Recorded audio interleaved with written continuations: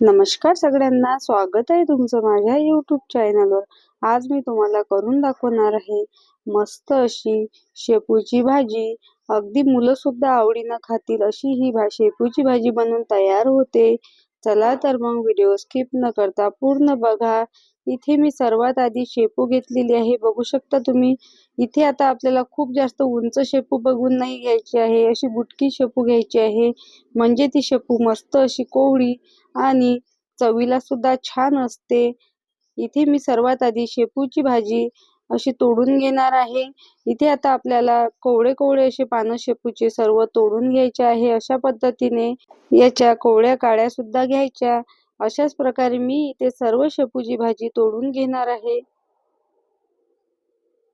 मस्त अशी हिरवीगार शेपूची भाजी आहे. छान अशी भाजी बनवून तयार होते. तुम्हाला सुद्धा ही भाजी खूप आवडेल. इथे मी बघू शकता तुम्ही शेपूची भाजी स्वच्छ धुवून आणि कट करून घेतलेली आहे. त्यानंतर इथे मी 10 ते 12 लसणाच्या पाकळ्या कट करून घेतलेल्या आहे आणि 4 ते 5 हिरवी मिरची कट करून घेतलेली आहे आणि डाळ 2 तास भिजवून घेतलेली आहे. त्यानंतर इथे आता आपल्याला शेपूसाठी फोडणी करून घ्यायची आहे. त्यासाठी मी सर्वात आधी यामध्ये 1 पळी तेल गरम करून घेतलेलं आहे. तेल आपल्याला मस्त असं गरम करून घ्यायचं आहे. त्यानंतर फोडणीला 1 चमचा जिरे घालून घेतलेले आहे आणि कट करून घेतलेली लसूण आणि हिरवी मिरची घालून घ्यायची आहे.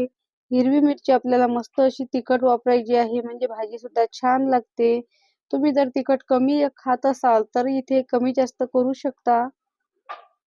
इथे आता आपल्याला मस्त अशी हिरवी मिरची आणि लसूण फ्राय करून घ्यायचं आहे तेलामध्ये. बघू शकता तुम्ही इथे आपले लसूण आणि हिरवी मिरची मस्त अशी फ्राय करून झालेली आहे. त्यानंतर यामध्ये सर्वात आधी मी हळद घालून घेणार आहे.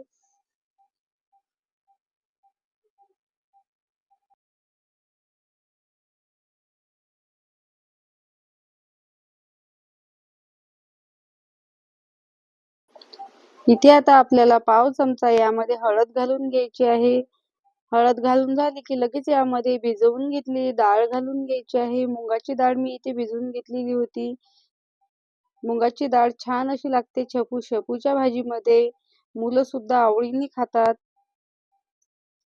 त्यानंतर यामध्ये आता कट करून घेतलेली शेपूची भाजी घालून घ्यायची आहे.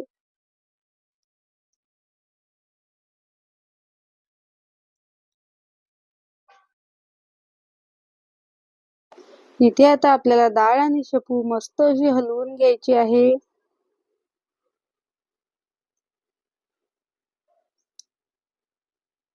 इथे आता आपल्याला गॅस लो टू मीडियम करून भाजी हलवून घ्यायची आहे आणि त्यानंतर यामध्ये जे पाणी आहे त्याच पाण्यामध्ये आपण शेपूची भाजी मस्त अशी शिजवून घेणार आहोत. वरून पाणी अजिबात न घालता आपल्याला ही भाजी अशाच प्रकारे शिजवून घ्यायची आहे. भाजी जर इथे आपण मस्त अशी कोवळी घेतली तर लगेच कमी होते, बघू शकता तुम्ही.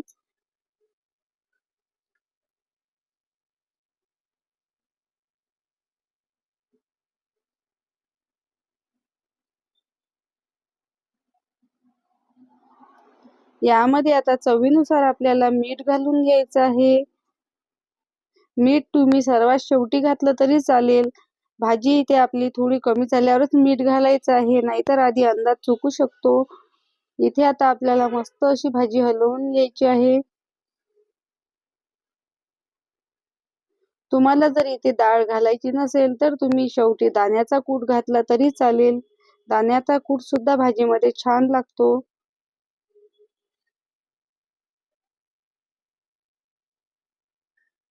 बघू शकता तुम्ही भाजीला मस्त असं पाणी सुटलेलं आहे. याच पाण्यामध्ये आपण आता भाजी शिजवून घेणार आहोत.